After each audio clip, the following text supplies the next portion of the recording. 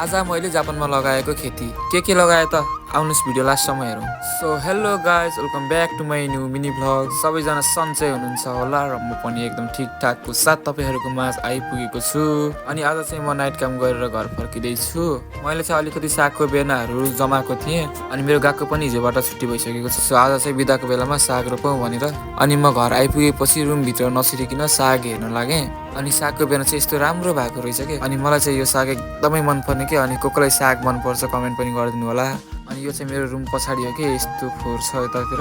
यहाँबाट रुम सरेर जाने मान्छेहरूले पुरै फोहोरहरू यहीँ छोडेर जाँदो रहेछ। अनि यो फोहोरलाई चाहिँ मैले इग्नोर गर्दै म चाहिँ आफ्नो साइकलमा हावा हाल्न लागेँ, किनकि आज सुपा पनि जाने काम थियो। अनि साग रोप्नलाई अलिकति माटोहरू पनि थिएन। अनि दाइसो गएर माटोहरू पनि लिएर आउँछु भनेर जान लागेको आज चाहिँ। अनि यो चाहिँ माटो 1-1 केजीको 2टा लिएको। मसँग अलरेडी नै माटो भएर मैले चाहिँ जम्मा 2 केजी मात्र लिएँ। यो मलको रूपमा पनि हुन्छ। अनि म जस्तै मकैको सातु खान मन पराउने को हुनुहुन्छ, यो चाहिँ गेमु सुपामा पाउँछ। जम्मा 398 मात्र पर्छ।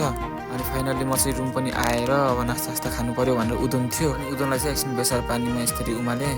खास यो उदन चाहिँ जापानिजहरूले अर्कै तरिकाले खान्छ, तर मलाई यसरी भन्दा चाहिँ म आफ्नै तरिकाले पकाएर चाहिँ खाने गर्छु। मलाई त्यति मिठो त बनाउन आउँदैन, त्यो पनि हेर्न सकिन्छ। फाइनल लुक नास्ता खाइसकेपछि चाहिँ बल्ल म साग रोप्न लागेँ। अब माटो चाहिँ ल्यायो, भाडो चाहिँ केमा रोप्ने भनेर चाहिँ मैले एकजना जापानिज बाजेसँग चाहिँ यो 2टा भाडाहरू मागेको थिएँ।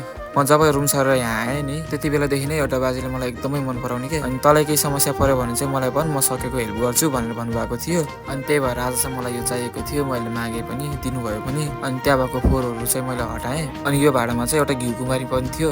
बाजेले यसलाई चाहिँ नफाला है भन्दै हुनुहुन्थ्यो, किनकि जापानमा पनि यो औषधिको रूपमा खाने गरिन्छ। अनि मैले चाहिँ घिउ कुमारीलाई दाइजी नै राखेँ। अनि अघि ल्याएको माटोलाई चाहिँ मैले यो माटोमा मिक्स गरेँ। यो भएपछि मल पनि नचाहिने, माटो पनि यहीँ भइहाल्ने भयो। अनि सबै माटोहरूलाई राम्रोसँग मोलेपछि अनि मैले चाहिँ एउटा बेर्ना गरेर सारेँ।